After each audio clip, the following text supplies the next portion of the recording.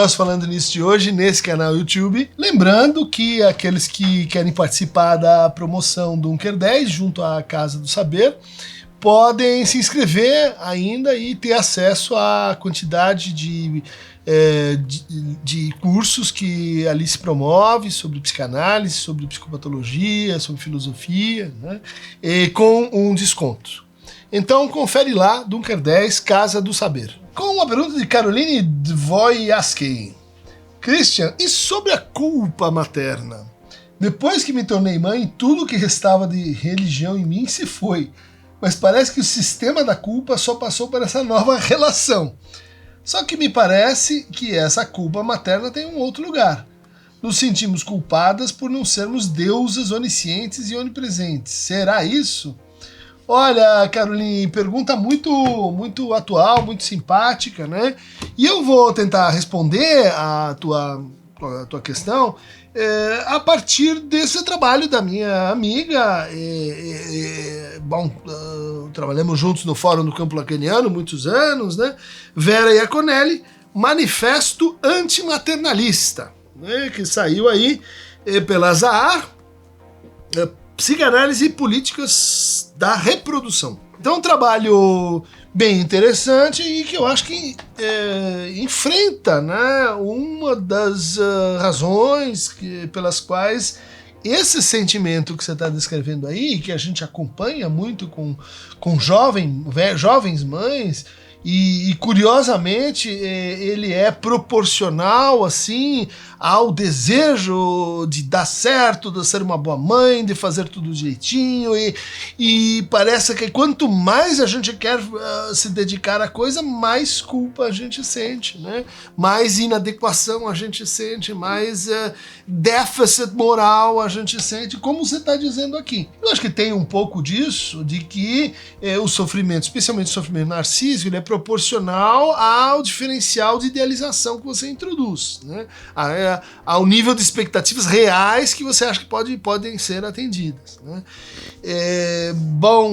Há um elemento cultural, acho que incontornável nessa matéria, inclusive porque a raiz da culpa é o supereu. E o supereu, ela tem uma formação intrincada, né? Lembra? Ela não é assim a incorporação das regras, das leis, dos ordenamentos jurídicos representados inicialmente pelos pais e depois pela cultura, pela escola, pelo trabalho e pela política. Não. O supereu tem dois, o materno e o paterno, né? E ele é formado a partir da interpretação que o sujeito faz de como a lei que limita esses pais empíricos, esses pais que são os representantes caprichosos da lei, que é uma lei pessoal, ligada assim à autoria dessas que mandam, que dizem sim, que dizem não, que dizem porque eu quero. Ou seja, o supereu não é formado por isso que elas dizem, mas por como eu interpreto que esse dizer está interpretando a forma como eles mesmos foram limitados pela cultura, pelos seus pais, pelos seus antepassados, na formação do seu supereu. Então a gente tem um sistema, né, em que assim, os nossos avós eles contam muito na determinação do supereu e, portanto, na qualidade e quantidade de culpa que vai estar aí estabelecida. Com Lacan vem essa ideia de que o supereu ele impõe um gozo, né? Ela ordena o gozo, ele é uma instância de coação de gozo e que deve ser pensada também, não só então em relação aos ideais, mas em relação à satisfação que a gente vai tendo, que a gente vai se produzindo na criação dos filhos, né? Na função, no remirola, no dá de mamar, acorda, dá chupeta, leva no médico, fala com a escola, entrega na escola, faz adaptação, enfim, todo esse conjunto de preocupações, né? E que em geral exaurem, né, os responsáveis que estão no estado de cansaço permanente, que a gente diz assim, já está o que na ideologia laboral do neoliberalismo, mas que vem para dentro do que da produção disso que, num certo nível, possui um baixíssimo coeficiente de reconhecimento social. E isso tem que ver com uma certa equação equação fantasmática, agora nesse caso, de que tudo isso, né, lavar, passar, administrar ajudantes e fazer frente, né, ao cuidado com a criança ou com as crianças, ele no fundo deve ser feito com amor e desejo. Né? Ou seja, ele responde a era isso que você queria. Quando o outro interpela o sujeito nessa posição, né, dizendo é isso que você queria, agora engole, a chance de que ela se sinta então acuado e culpado é muito grande. Né? E a chance de que ele, inclusive, crie, ou ela crie uma espécie de colapso em relação ao próprio desejo é muito grande. Porque nesse curto-circuito, o desejo se transforma em demanda. Né? Quer dizer, aqueles sonhos que você tinha quando brincava com a Barbie e imaginava que um dia posso ser que eu seja assim como uma mãe, etc.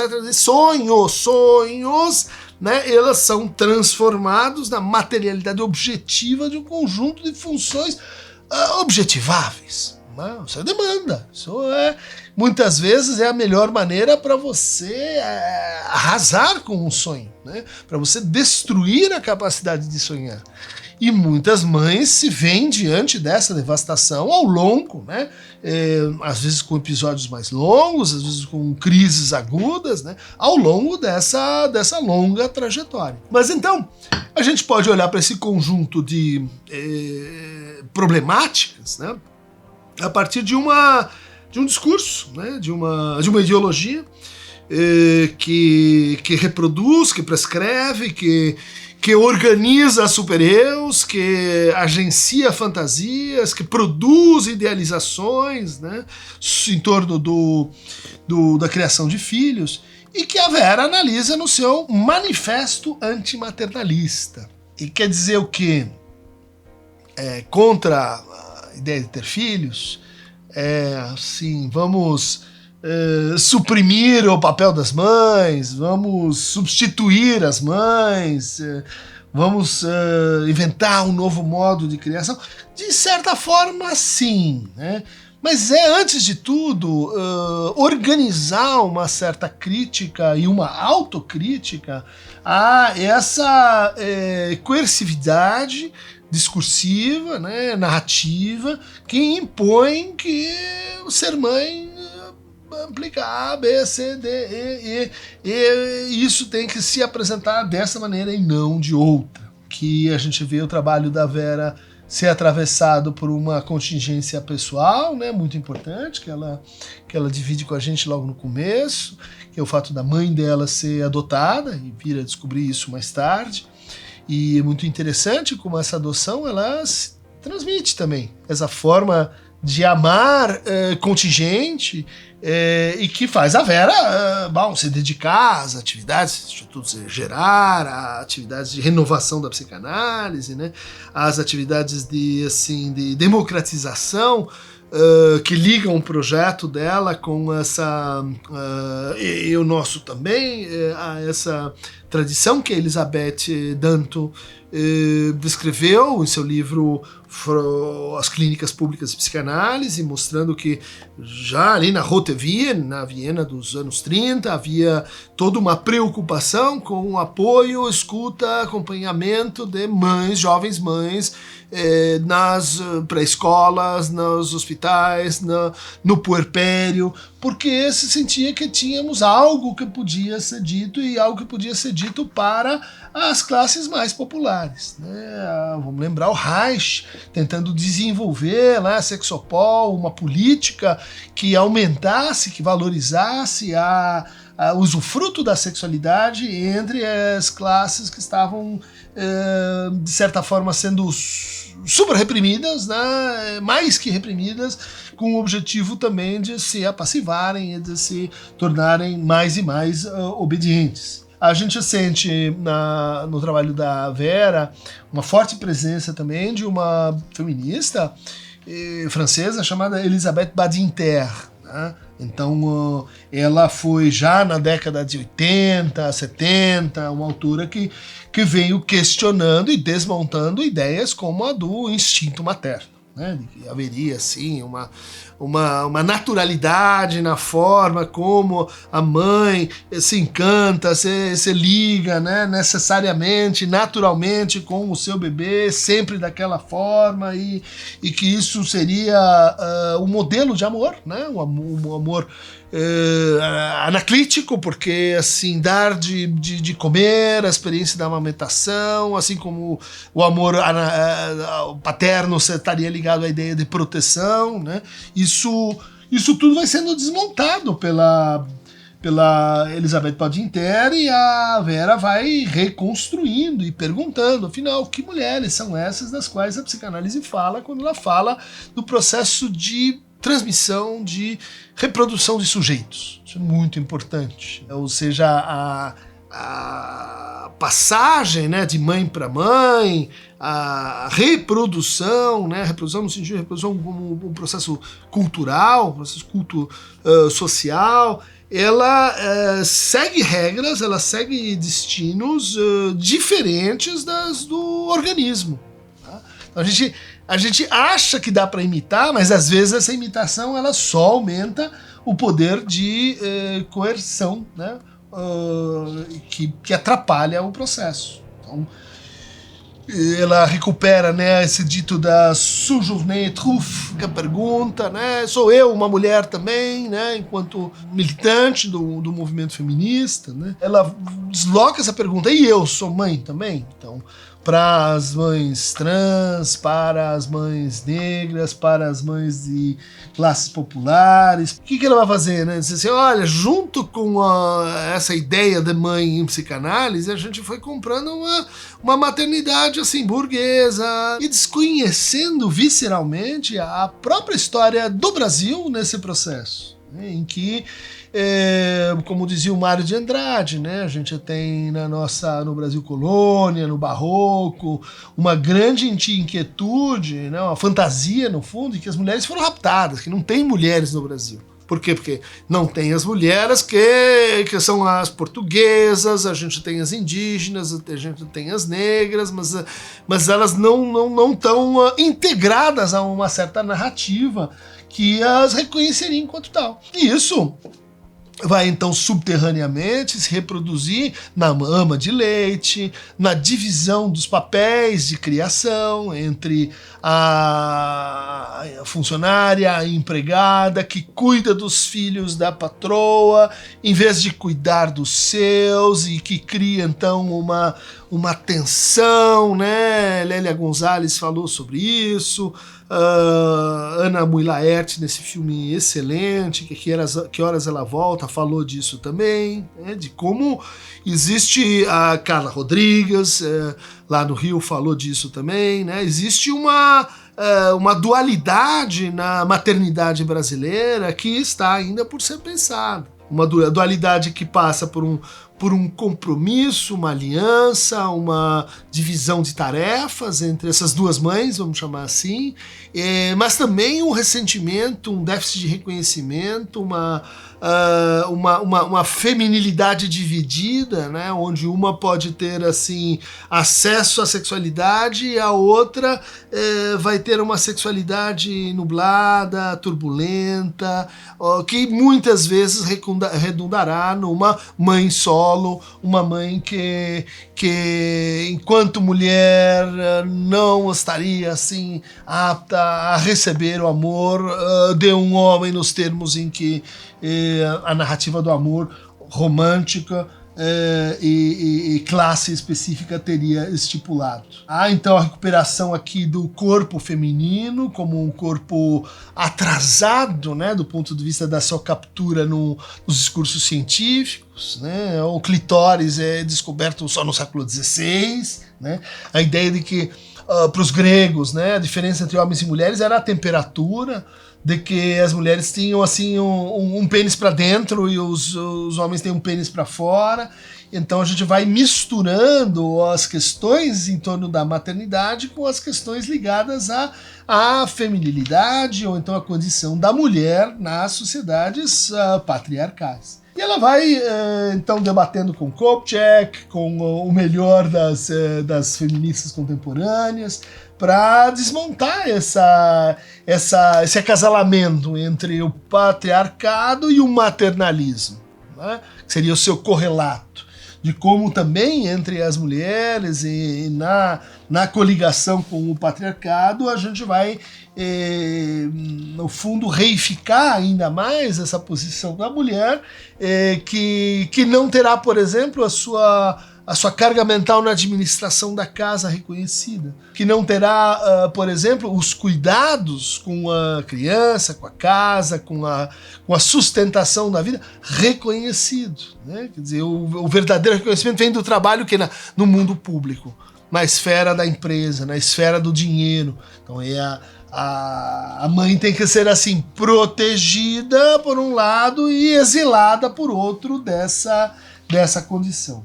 No fundo, são várias políticas contraditórias, né, que ela vai levantando aqui, mobilizando Foucault, mobilizando o Dubois, mobilizando o Jacques Danzelot, Política das Famílias, é um livro muito importante, né, a Margaret Hago, né, que traz elementos históricos, né, e Foucaultianos muito importantes para a gente pensar a maternidade aqui no Brasil, e como a racialização da maternagem, com as considerações de classe, a ideia da interseccionalidade, ela é importante para a gente repensar, para a gente desconstruir, né? O complexo de maternagem, né, o complexo maternalista, que hoje ainda habita nossa cultura, mas também a nossa psicanálise. Ali onde os laços, eu leio, né, familiares faltam e ainda assim a constituição subjetiva pode ser promovida, a família se torna a configuração mais comum, mas também um caso particular. É importante lembrar que o parentesco, associado ao padrão ouro de cuidados, é tido como modelo único, quando deveria ser reconhecido como caso hegemônico, mas particular, que não recobre todas as possibilidades, né? Então ela está falando aqui com as novas formas de se tornar mãe, né? Em contextos de famílias homoparentais, no contexto de famílias por adoção, no contexto de uma renovação, inclusive, da teoria do complexo de Édipo, né, em que a gente está habituado a pensar a dissociação entre pessoa e função, né? Então tem a função materna e ela poderia ser exercida por qualquer cuidador, inclusive pelo pai, né? E tem a função paterna. Bom, mas a função paterna também pode ser exercida pela mãe. Então qual que é a diferença e qual é a função dessas duas funções? É um argumento aqui que eu acho que ela tira um pouco também dos meus estudos sobre a corporeidade, de que essa relação função-pessoa não devia ser pensada como assim, um espaço vazio que é ocupado por um corpo, né? Porque no fundo o que a gente tem na corporeidade em psicanálise e o que ela pode contribuir, né, como uma versão crítica, é que os nossos corpos não se reduzem assim ao saco, né, ao tubo, ao cilindro, né? Há uma disjunção, né? Há uma não unidade daquilo que faz corpo, e o que faz corpo com o outro. Então é assim que ela vai mostrando a constituição subjetiva que se faz acompanhar da maternagem, que se faz acompanhar dos cuidados, né? Principalmente os cuidados perinatais, que ela amplia esse conceito, de modo a incluir assim as tentativas de fertilização, os desacertos, os impasses, as violências, os maus tratos, inclusive médicos. Então há uma grande vantagem da gente começar a pensar nessa perinatalidade, no quadro de uma parentalidade ampliada. Uma parentalidade que se cruza de forma tensa, mas que precisa ser reconhecida enquanto tal, com a conjugalidade. Então, são dois processos que é como no Foucault, né, o dispositivo de aliança e o dispositivo de sexualidade. Foucault diz lá, olha, o psicanálise acha que eles são a mesma coisa, que eles têm que andar juntos, mas eles podem andar separados. Né?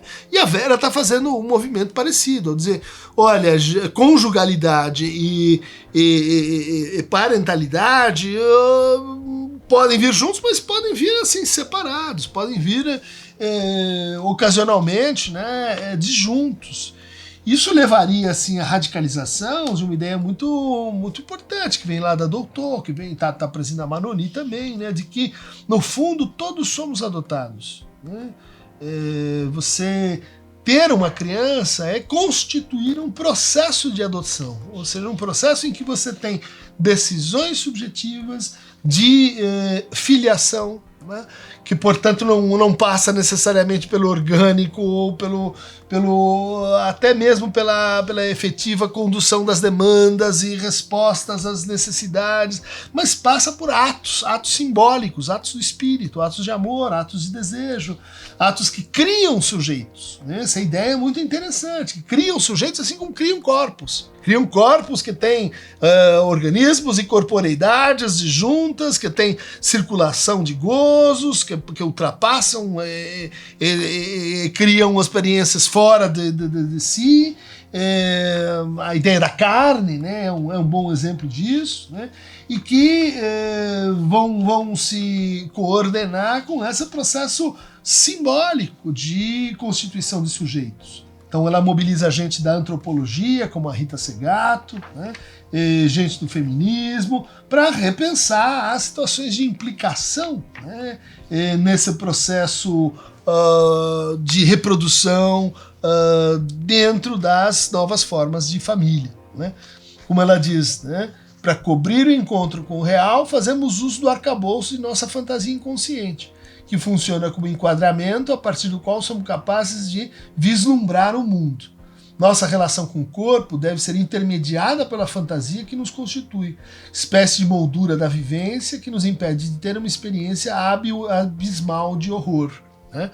Então, ou seja, ela está pensando, né, que esse nexo entre conjugalidade e parentalidade ele é resolvido a partir de montagens fantasmáticas. Ele não é determinado por uma moral naturalista, ele não é determinado por um contratualismo, às vezes até voluntarista, que ao prescreve que tem que ser assim ou que tem que ser assado. E isso alcança, na sua dimensão mais radical, a diferença entre o bebê fantasiado, o bebê falado, o bebê que é esperado e o bebê que aparece, o bebê encontrado, o bebê efetiva e real que está diante de nós. E aí ela vai, acho que muito acertadamente, dizer, olha, esteja preparado, ou esteja preparada. O que a gente tem aí é luto. E o luto como dispositivo de simbolização. Luto como experiência de frustração, privação, castração. Luto como descompasso entre ideal e real.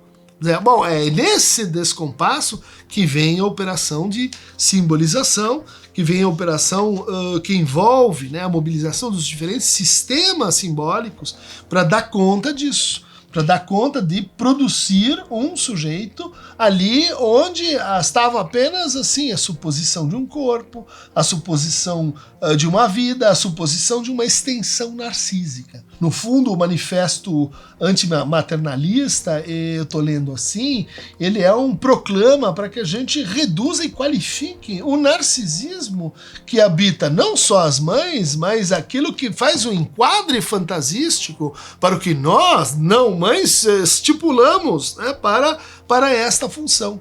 Né? A maternidade é muito mais do que isso, é muito menos do que isso também em outro sentido. A maternidade depende de uma certa política com a alteridade, com a negação de si mesmo, com a incerteza, com a angústia que vai acompanhar esse processo. Né? Então, não transformar os pontos de angústia em pontos de fracasso. Não transformar os pontos de impasse em frustração. Não transformar os pontos de expectativas que são derrogadas em pontos necessariamente traumáticos, né? E uma espécie de pés no chão, nos vários sentidos que essa expressão pode ter, que Vera Iaconelli e seu grupo, né, do Instituto Girard, Daniela Tepperman, Thaís Garrafa, Bárbara de Barbosa, né, e todo mundo que está nesse projeto de inventar, né, de certa forma, um outro discurso que seja assim habilitante e habitante para as nossas próximas maternagens. Então é isso aí, gente. Carolina, espero que tenha te dado então um antídoto para a culpa materna, né? Quer dizer, pôr isso aqui em dia, em ordem, nas nossas práticas. E sempre acompanhado pelo Aqueronta Movemo, que vai lá com o seu remo e rema na função, e rema na madeira, e rema na chupeta, e rema na... Porque, enfim, essa loucura é redutível, mas não substituível. Abraço!